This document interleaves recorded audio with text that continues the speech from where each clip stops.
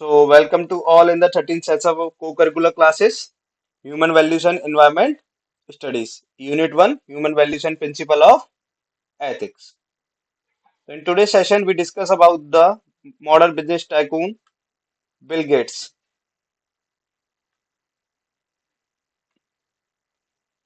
Principle of Ethics, modern business tycoons Bill Gates. William Henry Gates third, यानी कि इनका जो नेम है उनका नेम था विलियम हेनरी गेट्स थर्ड। इनका जन्म 28 अक्टूबर 1955 को।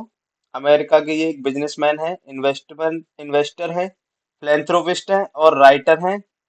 और ये दुनिया में जाने जाते हैं किस नाम से, यानी दुनिया में जो इनका जो फेमस होने की वजह है वो है क्या, एक सॉफ्टवेयर जाइंट है माइक्रोसॉफ्ट। सॉफ्टवेयर जाइंट है माइक्रोसॉफ्ट, उसके को फाउंडर के रूप में, यानी कि माइक्रोसॉफ्ट के को फाउंडर के रूप में। माइक्रोसॉफ्ट क्या करती है, माइक्रोसॉफ्ट ऑपरेटिंग सिस्टम्स बनाती है। ऑपरेटिंग सिस्टम्स विंडोज, यानी जो आज हम लैपटॉप में यूज कर रहे हैं, डेस्कटॉप में यूज कर रहे हैं, सबसे ज्यादा जो यूज हो रही है जो ऑपरेटिंग सिस्टम है वो है विंडो। और विंडो किसने बनाया, माइक्रोसॉफ्ट ने। इसी के साथ जितने भी एप्स हैं माइक्रोसॉफ्ट ऑफिस के, एम एस वर्ड है, एम एस एक्सेल है, एम एस पावर पॉइंट है, तो ये सभी जितने भी ऐप है माइक्रोसॉफ्ट ऑफिस के वो भी किसने डेवलप किए, माइक्रोसॉफ्ट ने। ओके, और इन्होंने माइक्रोसॉफ्ट किसके साथ मिलकर बनाया, जो इनके को फाउंडर और थे साथ में माइक्रोसॉफ्ट के, वो कौन थे, वो थे पॉल एलन, इनके एक बचपन के मित्र, इनके बचपन के मित्र। कौन थे ये, पॉल एलन। और पॉल एलन और बिल गेट्स ने मिलकर एक सॉफ्टवेयर जायंट बनाया जिसे आज हम जानते हैं माइक्रोसॉफ्ट के नाम से। बिल गेट्स का पूरा नाम विलियम हेनरी गेट्स थर्ड, जिनका जन्म 28 अक्टूबर 1955 को। ओरिजिन कंट्री है इनकी, जो कंट्री है वो कौन सी है, अमेरिका।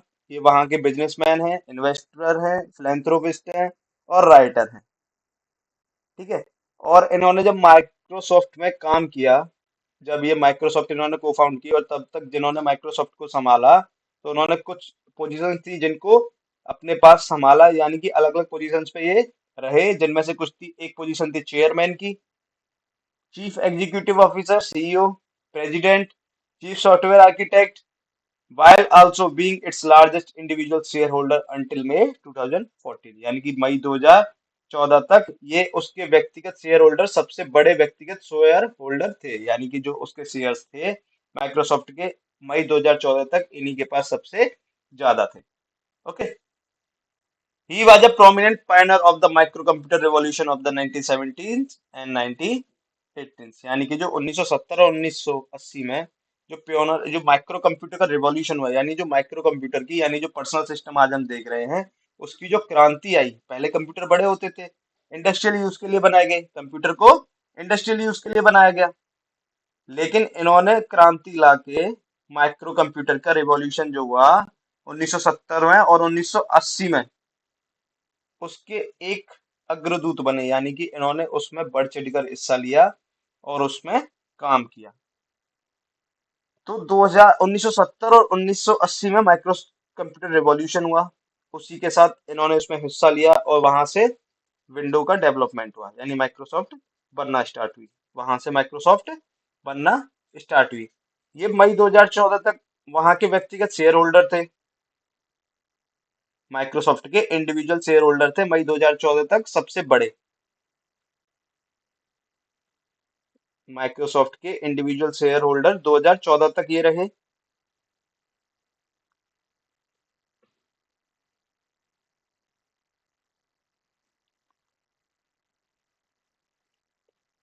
ओके।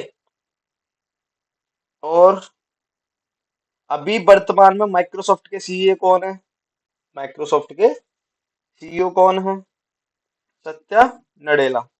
सत्या नडेला। ये कहाँ के हैं, इंडिया के। कहाँ से एजुकेशन ली इन्होंने, आईआईटी से। और अभी जो माइक्रोसॉफ्ट के highest largest individual share holder है वो भी कौन है? सत्या नडेला। कौन है? सत्या नडेला। और इसके सीईओ, फॉर्मर सीईओ कौन कौन है? Steve Ballmer. एंड फाउंडर थे Bill Gates. Okay, now next. During the late 90s he was criticized for his business tactics। Business tactics यानी कि जो बिजनेस करने की इनकी नीतियां थी 1990 में, तो इनको लोगों ने क्रिटिसाइज किया। लोगों ने इनको क्रिटिसाइज किया 1990 में। जो इनकी जितनी भी बिजनेस की कूटनीतियां थी उनकी आलोचना लोग करते गए, यानी कि इनकी जो रणनीति थी बिजनेस करने में, उनकी लोगों ने क्या की? आलोचना की। विच वर कंसिडर एंटी कॉम्पिटिटिव, जिसे प्रतिस्पर्धा विरोधी माना जाता है। यानी कि आप अगर कंपटीशन नहीं कर सकते, यानी क्या है, दुनिया में क्या मत है कि आप अगर कंपटीशन नहीं कर सकते यानी आप दूसरे की बराबरी नहीं कर सकते, तो आप उसकी आलोचना स्टार्ट कर दीजिए। जब आपसे दूसरे की बराबरी नहीं होगी तो आप आलोचना करोगे। तो यानी 1990 के लेट, यानी जो अंत में जो शताब्दी थी उस टाइम पे, तो लोगों ने इनकी बिजनेस टैक्टिक्स की क्या की? आलोचना करना स्टार्ट किया। और जो कैसी थी? प्रतिस्पर्धा विरोधी।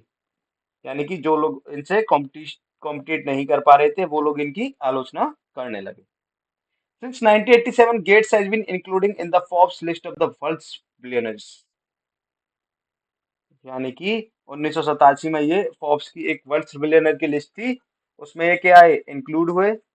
और 1995 से 2017 तक इन्होंने टाइटल रखा फोर्ब्स का richest person in the world every year. 2008 में नहीं था इनके पास, और 2010 से 2013 के बीच में नहीं था। 4 साल ये और 2008, यानी 4 साल टोटल। तो इन्होंने 18 साल तक दुनिया का टाइटल रखा, फोर्ब्स का टाइटल रखा richest person of the world का। ये ऐसे इकलौते व्यक्ति हैं जिन्होंने इतने लंबे समय तक इस टाइटल को धारण किया है। 18 साल, 18 साल तक दुनिया के सबसे अमीर आदमी रहते हुए इन्होंने बहुत सारे दान किए, इन्होंने फाउंडेशंस बनाई, इन्होंने एजुकेशन पे जोर किया। ठीक है। William Henry Gates, better known as Bill Gates, यानी इनको हम बिल गेट्स के नाम से भी जानते हैं और सभी बिल गेट्स के नाम से ही जानते हैं, लेकिन उनका जो रियल नेम है वो है विलियम हेनरी गेट्स। आपको फाउंडिंग के लिए जाने जाते हैं माइक्रोसॉफ्ट की। और इनका कंट्रीब्यूशन रहा है आईटी इंडस्ट्री में बहुत बड़ा। इनका जो कंट्रीब्यूशन है आईटी इंडस्ट्री में रहा है बहुत बड़ा। अगर आप मानिए आप नॉर्मली पीसी को यूज कर रहे हो, आप पीसी यूज कर रहे हो विंडोज की हेल्प से। जो नॉर्मल सबसे इजी ऑपरेटिंग सिस्टम है वो है विंडो। बाकी और भी ऑपरेटिंग सिस्टम्स आते हैं, उबंटू आता है, बहुत सारे हैं। तो उसमें क्या होता है वो थोड़ा सा टिपिकल है। लेकिन जो विंडोज है, विंडोज एक ऐसा फ्रेमवर्क है, एक ऑपरेटिंग सिस्टम का ऐसा फ्रेमवर्क है जो सभी के लिए, किसी भी नॉर्मल इंसान के लिए अंडरस्टेबल है। यानी कोई भी इंसान आराम से सीख के उसे चला सकता है। बाकी जितने भी ओएस हैं यानी ऑपरेटिंग सिस्टम्स हैं वो थोड़े टिपिकल्स हैं। तो उनका जो कंट्रीब्यूशन है आईटी इंडस्ट्री के या टेक्नोलॉजी इंडस्ट्री के लिए वो बहुत बड़ा है। He has also been actively involved in philanthropy, reflecting a commitment to corporate social responsibility। यानी कि ये हमेशा से किस में भी, यानी कि दूसरे परोपकार में भी शामिल रहे। यानी कि दूसरे लोगों की मदद करना, समाज की मदद करने में भी शामिल रहे। ये हमेशा एक्टिव रहे कि इन कामों में, मदद के कामों में हमेशा से शामिल रहे। और उनकी जो कमिटमेंट थी कॉर्पोरेट सोशल रेस्पॉन्सिबिलिटी, उनकी जो ये मदद करने की थी वो बताती है, उसकी छवि को दर्शाती है। इनकी किस छवि को? कॉर्पोरेट सोशल रेस्पॉन्सिबिलिटी को। जो इनकी अप्रोच थी, Bill Gates approach to CSR, यानी सीएसआर को लेके इनकी क्या अप्रोच थी। Okay, Bill Gates approach to CSR goes beyond traditional philanthropy.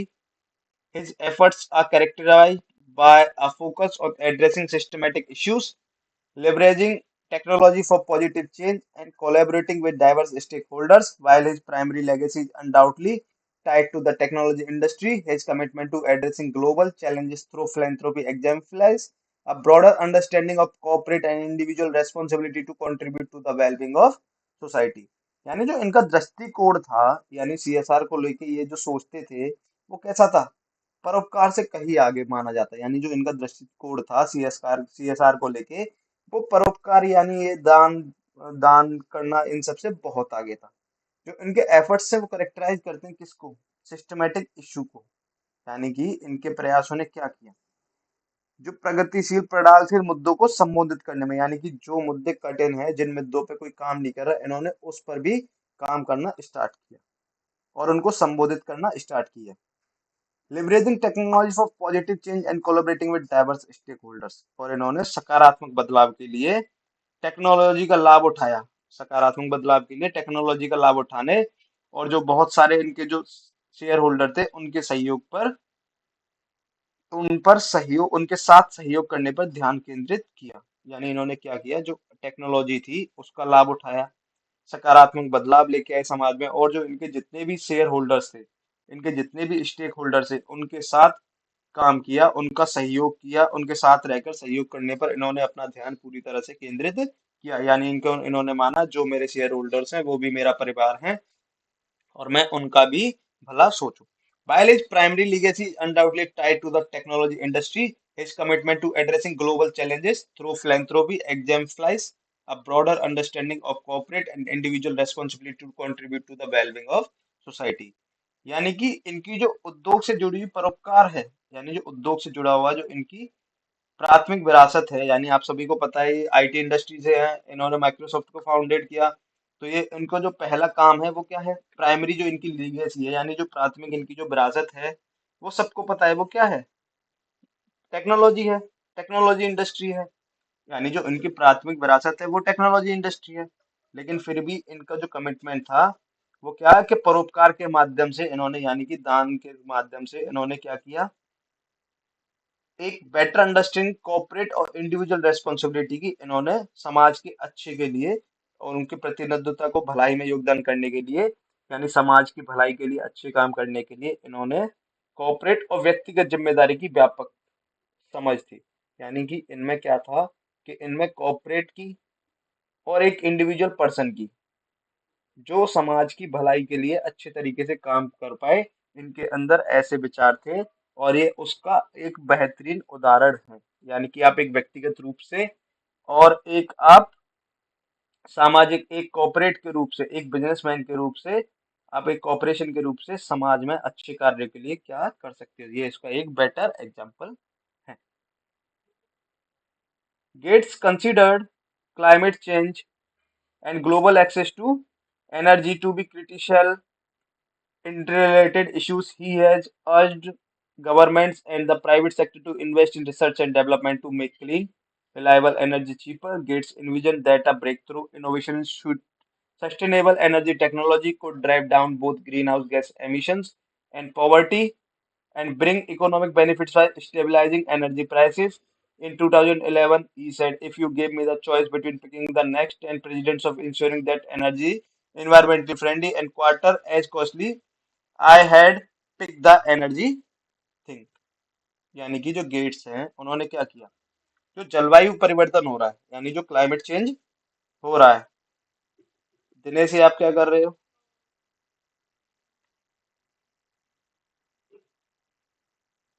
यानी कि जो क्लाइमेट चेंज हो रहा है, ग्लोबल एक्सेस हो रहा है एनर्जी का, यानी कि जो गेटवे है, यानी कि गेट्स है, जलवायु परिवर्तन और ऊर्जा तक को वैश्विक पहुंच का महत्वपूर्ण, यानी कि जो ऊर्जा है उसको महत्वपूर्ण रूप से परस्पर संबंधित मुद्दे मानते हैं। यानी कि ये जलवायु परिवर्तन, जो क्लाइमेट चेंज है वो, और जो ऊर्जा की वैश्विक पहुंच है, यानी कि जो ग्लोबल एक्सेस हो रहा है एनर्जी का, वो उनको महत्वपूर्ण मुद्दे मानते थे। यानी क्रिटिकल हैं और कैसे हैं, महत्वपूर्ण मुद्दे हैं।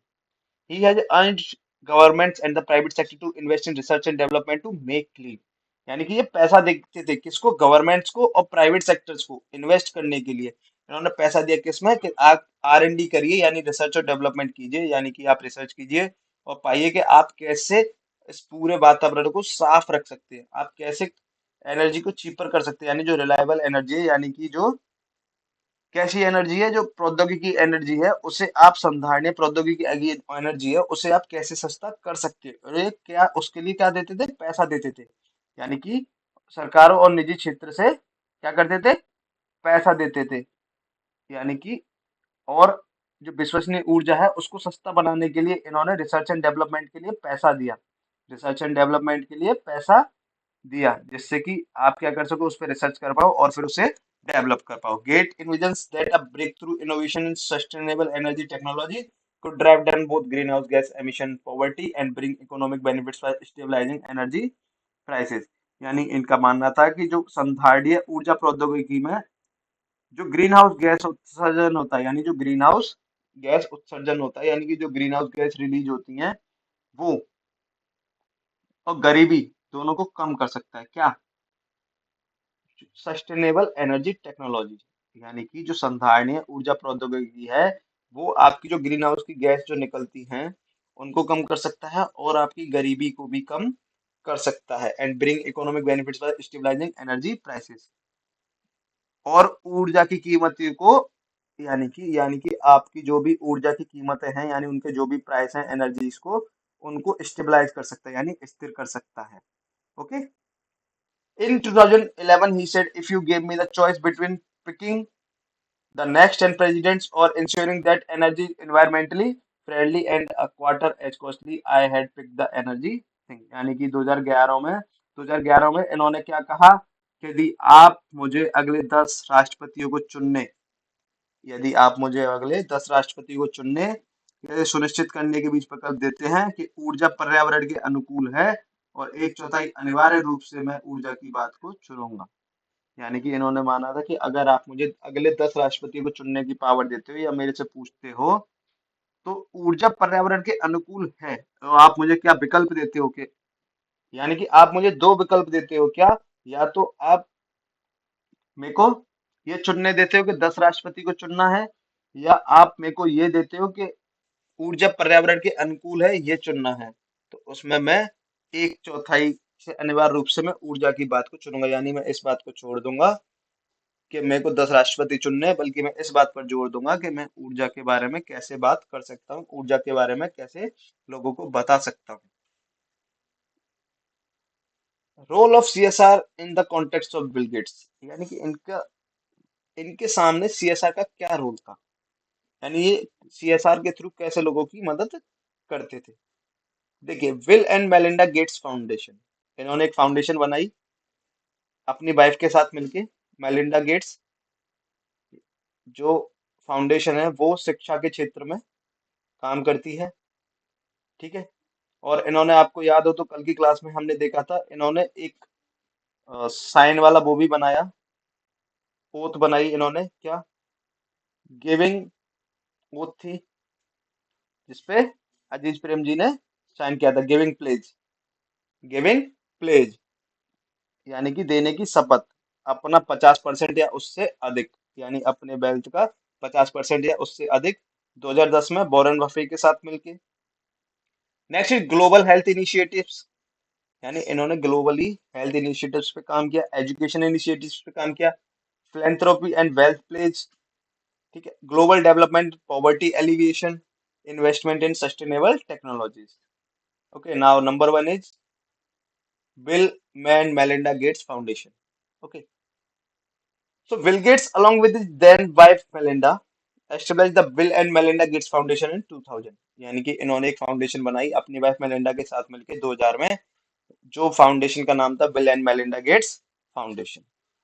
This foundation is one of the world's largest private charitable foundation dedicated to addressing global health issues, poverty alleviation, education and access to technology। यानी कि ये जो फाउंडेशन है उसका दुनिया का, ये दुनिया की सबसे बड़ी प्राइवेट चैरिटेबल फाउंडेशन है। यानी कि इनकी जो फाउंडेशन है बिल एंड मेलिंडा गेट्स, वो दुनिया की सबसे बड़ी प्राइवेट चैरिटेबल फाउंडेशन है, dedicated to addressing global health issues. जो किसके लिए, जो उसका कर्तव्य है वो किसके लिए है,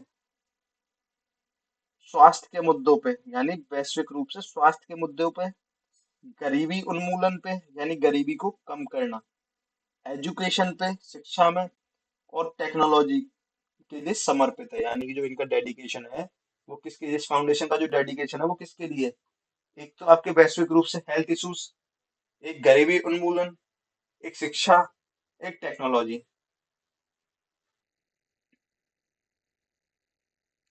तो इन्होंने 2000 में एक फाउंडेशन बनाई, ठीक है,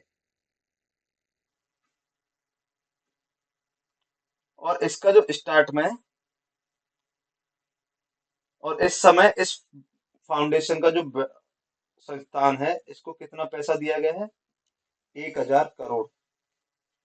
यानी 1997 में संस्थान स्थापित की और इसने अब तक कितना पैसा खर्च कर चुके हैं ये लोग? 1,000 करोड़, 2 बिलियन डॉलर। और 2006 में बिल गेट्स ने कहा था कि अब मैं धीरे धीरे माइक्रोसॉफ्ट से हटूंगा। और 2008 में वो पूरी तरह से इस संस्थान को समय देने लग गए। और 2005 में जो इनकी वाइफ थी मेलिंडा गेट्स, उनको दान के कारण उस वर्ष का व्यक्ति के रूप में नाम दिया गया। यानी दान के कारण 2005 का जो सबसे बड़े दानवीर के रूप में नाम दिया गया इनकी वाइफ मेलिंडा गेट्स का।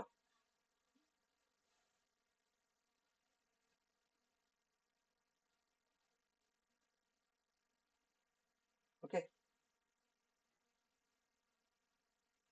तो next is global health initiatives. Global health initiatives.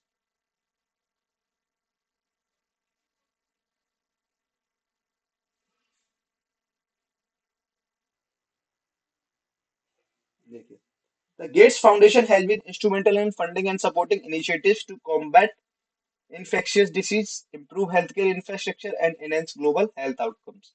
Their efforts include significant investment in research and development for vaccines, treatments, and disease prevention. यानी कि जो गेट्स फाउंडेशन है, यानी Bill Gates and Melinda foundation है, वो क्या करती है? वो संक्रामक रोग, यानी कि जितने भी संक्रमित वाले रोग होते हैं जो एक दूसरे से फैल सकते हैं, जो संक्रामक रोग होते हैं उनसे निपटने में, और जो हेल्थ केयर इंफ्रास्ट्रक्चर है, यानी कि जो दुनिया में जो ढांचा है किसका? हेल्थ केयर का, उसको बेहतर बनाने के लिए काम करती है ये संस्था। और स्वास्थ्य परिणामों को, जितने भी इनके स्वास्थ्य परिणाम हैं ग्लोबली, जो इनके स्वास्थ्य परिणाम निकलते हैं, यानी कि जो दुनिया में ग्लोबल हेल्थ आउटकम्स आते हैं, उनको बढ़ावा देती है। यानी उनको बढ़ाती भी है, और दुनिया में हेल्थ केयर इंफ्रास्ट्रक्चर को इम्प्रूव भी करती है। और जितनी भी संक्रमित डिसीज है, यानी कि जितने भी संक्रमित रोग हैं, उनसे लड़ने में भी मदद करती है। ठीक है। उनके प्रयासों से, यानी कि इनके प्रयासों से टीके यानी वैक्सीन्स, उपचार और रोग की रोकथाम के लिए अनुसंधान और विकास में महत्वपूर्ण निवेश शामिल है। यानी इन्होंने रिसर्च और development. Here, efforts include significant investment in research and development for vaccines, treatments and disease prevention। यानी कि ये एफर्ट्स भी देते हैं किसके लिए? इन्होंने एफर्ट्स दिए रिसर्च एंड इन्वेस्टमेंट के लिए। यहाँ पे भी पैसा दिया किस चीज के लिए? वैक्सीन की खोज के लिए, ट्रीटमेंट्स की खोज के लिए, और डिसीज को पूरी तरह से खत्म करने, यानी रोग की पूरी तरह से रोकथाम करने के लिए, यानी रोग को रोकने के लिए किस तरीके से इन्होंने इसमें भी रिसर्च एंड डेवलपमेंट के लिए पैसा दिया।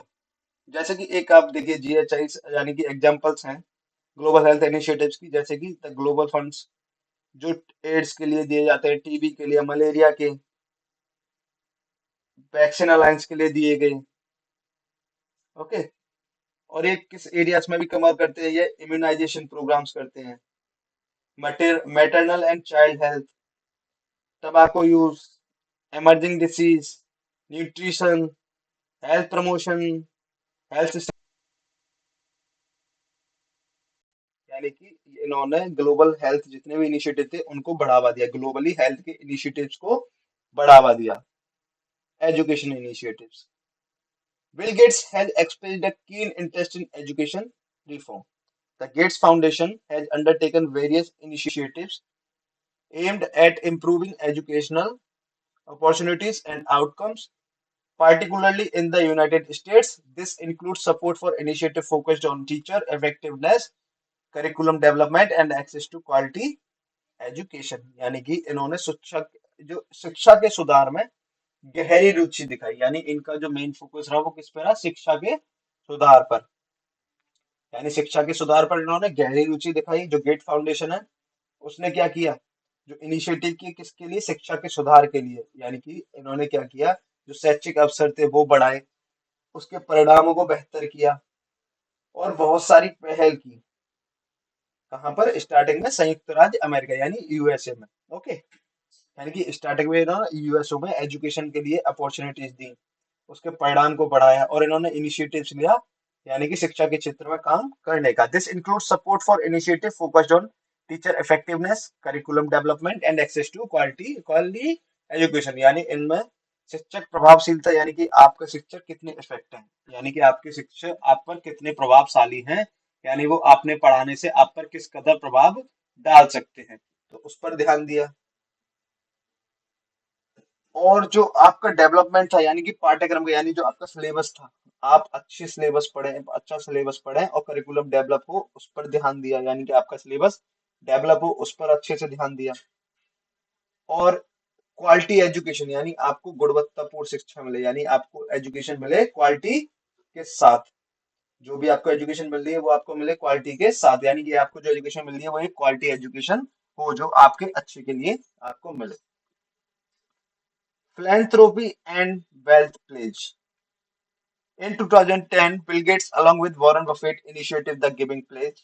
जैसा भी हमने लास्ट क्लास में भी डिस्कस किया था अभी थोड़ी देर पहले भी, यानी कि 2010 में इन्होंने वॉरेन बफेट के साथ मिलकर क्या एक इनिशिएट किया, यानी एक प्रोग्राम चलाया गिविंग प्लेज नाम के, गिविंग प्लेज के नाम से। The giving pledge is a promise by the world's wealthiest individual and families to dedicate the majority of their wealth to charitable cause. A commitment by some the world's wealthiest individual and families to donate a substantial portion of their wealth to address society's most pressing problems. Gates pledged to give away the majority of his wealth during his lifetime।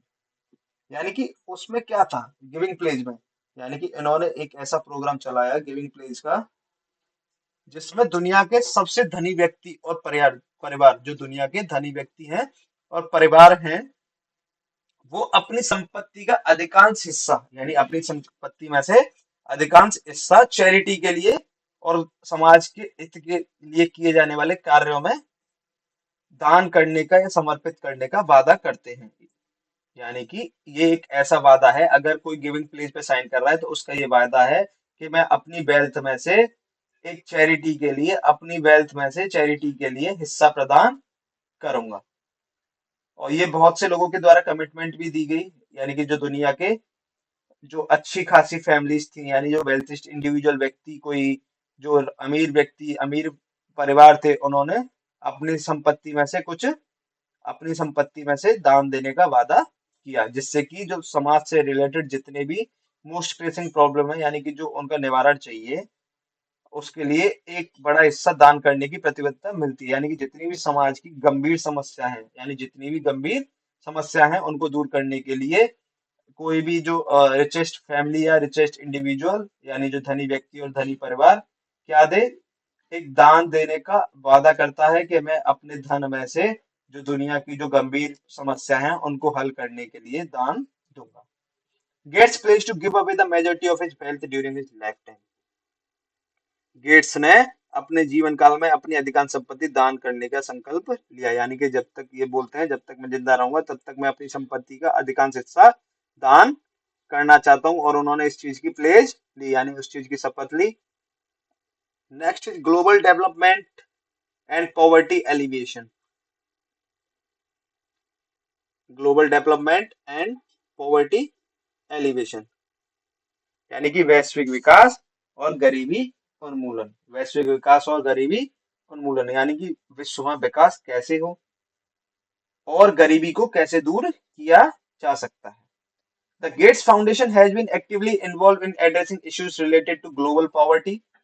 This includes initiatives to improve agriculture practices, provide access to financial services for the poor, and support economic development in under under river under reserve regions. यानी कि जो gets foundation है उसने वैश्विक गरीबी, यानी जो विश्व में गरीबी है उससे संबंधित मुद्दों को संबोधित किया, यानी उससे संबंधित मुद्दों को उठा के लेके आए और उससे संबंधित मुद्दों को दुनिया के सामने लाए। जो गरीबी है विश्व की उसको सामने लेके आए, उससे संबंधित मुद्दों को उठाया। This includes initiatives to improve agriculture practices, provide access to financial services for the poor, and support economic development in under-reserved regions। यानी कि इन्होंने कृषि पद्धतियों में सुधार किया, यानी कि जो एग्रीकल्चर की प्रैक्टिसेस थी, यानी जो पद्धतियां थी उनमें सुधार किया। उसके साथ गरीबों के लिए वित्तीय सेवा का लेकर आनंद लाभ लेके आए, वित्तीय सेवा का लाभ लेके आए, यानी कि आप क्या करिए, वित्तीय सेवा लोगों को देने लगे। यानी कि क्या करेगा, गरीब के पास अगर कोई काम नहीं है तो वो क्या करे, काम करे और उससे पैसा ले, यानी कि वित्तीय सेवाएं लेके आए। और इन्होंने इकोनॉमिक डेवलपमेंट में भी जो अंडर रिजर्व रीजन थे, यानी कि जो पिछड़े हुए थे, जो ऐसे क्षेत्र थे जहां पर आर्थिक विकास हुआ ही नहीं, ऐसे क्षेत्रों में वहां पर इन्होंने इकोनॉमिक डेवलपमेंट कराया, यानी कि आर्थिक सुधार वहां पर भी कराया। एक ऐसे क्षेत्र जो वंचित थे किस चीज से, आर्थिक सुधार से, उन्होंने वहां पर भी सुधार कराया।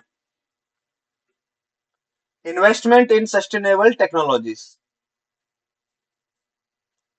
इन्वेस्टमेंट इन सस्टेनेबल टेक्नोलॉजीज, यानी कि जो सस्टेनेबल टेक्नोलॉजी, यानी कि जो टिकाऊ प्रौद्योगिकी है, यानी कि जो एक सक्सेस टेक्नोलॉजी है जो टिकाऊ है, यानी कि जो लंबे समय तक चलेगी, ऐसे उसमें ऐसी जितनी टेक्नोलॉजी थी इन्होंने उसमें क्या किया, उन्होंने उसमें भाग लिया, उसको इन्वेस्ट किया, उसमें निवेश किया।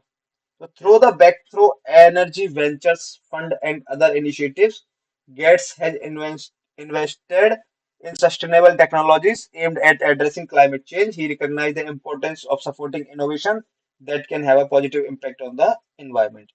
यानी कि ब्रेक थ्रू एनर्जी वेंचर्स, जो ब्रेक थ्रू ऊर्जा वेंचर है, उसको फंड, ऊर्जा breakthrough energy ventures fund नाम से इन्होंने इन्वेस्टमेंट करते हैं, जो क्या करता है, और इनके बहुत सारी जो पहल भी है, इनकी बाकी और भी पहल है। तो जो breakthrough energy ventures fund है, वो क्या करता है, वो इन्वेस्ट करता है ऐसी टेक्नोलॉजीज में जो क्या करें, क्लाइमेट चेंज की इशारा करती है, यानी क्लाइमेट चेंज से हम किस तरीके से बच सकते हैं, उसके डेवलपमेंट पे इशारा करते हैं, यानी उसके डेवलपमेंट पे काम करती है, यानी क्लाइमेट चेंज के लिए काम करती है, ऐसी टेक्नोलॉजीज में ये इन्वेस्ट करते हैं जो टिकाऊ टेक्नोलॉजी होंगी, यानी जो रुकने वाली, जो लंबे समय तक चलने वाली टेक्नोलॉजी है उन पे। He recognize the importance of supporting innovation that can have a positive impact on the environment, यानी कि जितने भी नए नए इनोवेशन होते हैं ये उनको समर्थन करते हैं और ये पहचानते हैं, और ये महत्व को पहचानते हैं, यानी कि ये क्या करते हैं, उन इनोवेशंस का समर्थन करते हैं और उसके महत्व को पहचानते हैं कि ये कैसे पर्यावरण पर सकारात्मक प्रभाव डाल सकते हैं, यानी पर्यावरण को बचाने के लिए कैसे सकारात्मक प्रभाव डाल सकते हैं। ओके।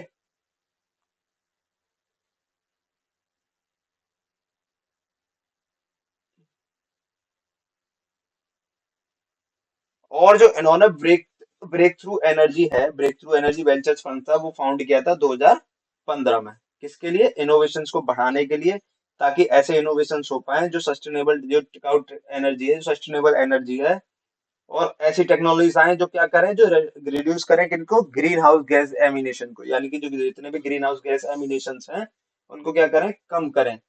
ठीक है। इसमें क्या था कि ये एक ऐसी फाइनेंस, आपको पता ही है कि इनको फाइनेंस करते थे, ऐसी फाइनेंस और लॉन्च करते थे जो क्या करें, आपके क्लाइमेट चेंज पर काम करें और सपोर्ट करें, किसमें, पॉजिटिव इम्पैक्ट लाने में एनवायरनमेंट को, यानी कि वो क्लाइमेट चेंज पर काम करें और सपोर्ट करें। ऐसे इन्होंने अब तक 100 कंपनियों में, 100 कंपनियों से ज्यादा इन्होंने इन्वेस्ट कर चुके हैं, जिसमें से कुछ कंपनियां Maglev Aero, which develop electric propulsion for aircraft, जिसने क्या किया, इलेक्ट्रिक प्रोपल्यूशन इन्वेंट किया था, डेवलप किया था एयरक्राफ्ट के लिए। Okay.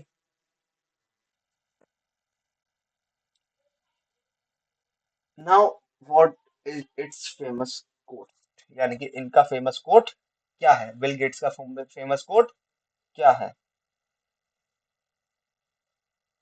It's fine to celebrate success, it it's fine to celebrate success, but it is more important to heed the lesson of failure. It's easy to get caught up in the excitement of success, but success on its own has very little to teach you. यानी कि सफलता का जश्न मनाना अच्छी बात है, यानी कि सफलता का जश्न मनाना अच्छी बात है, लेकिन असफलता से मिलने वाले सबक पर ध्यान देना अधिक महत्वपूर्ण है, यानी जो आप असफल हुए उस पर ध्यान देना ज्यादा अधिक महत्वपूर्ण है, यानी आप सफलता का सक्सेस मनाते हो, आप सफलता का जश्न मनाते हो, वो ठीक है, लेकिन आपको महत्वपूर्ण क्या मानना है कि जो आपको असफलता से आपको जो लेसन मिला, आपको जो सबक मिला है उस पर आपको अधिक ध्यान देना है, यानी आपको जो असफलता से लेसन मिलता है। यानी कि हमेशा असफलता ही सिखाएगी कि आगे क्या करना है। अगर आप कोई काम कर रहे हो वो गलत कर दिया तो असफलता ये बताती है कि आपको ये काम आगे किस तरीके से करना है। Okay, it's easy to get caught up in the excitement of success but success on its own very rare too. यानी कि सफलता के उत्साह में बह जाना आसान है, लेकिन सफलता अपने आप में आपको बहुत कम सिखाती है। यानी कि आप सफलता आपको मिल गई तो उसके एक्साइटमेंट में तो आप खुश रह सकते हो, उसके साथ बैठ सकते हो, आप घमंड कर सकते हो कि हाँ मेरे को सफलता मिल गई, लेकिन सफलता से सीखना बहुत मुश्किल है और सफलता बहुत कम सिखाती है।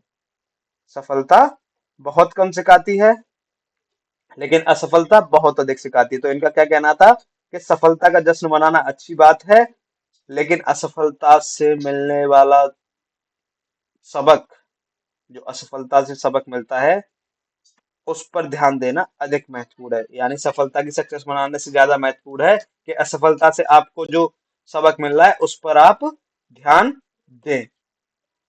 और यह है कि सफलता के सक्सेस में यानी सॉरी सफलता में यानी सफलता के एक्साइटमेंट में यानी सफलता के उत्साह में आप बह सकते हो आसानी से, लेकिन सफलता बहुत कम सिखाती है। लेकिन सफलता बहुत कम सिखाती है। ठीक है। So guys, thank you for today session.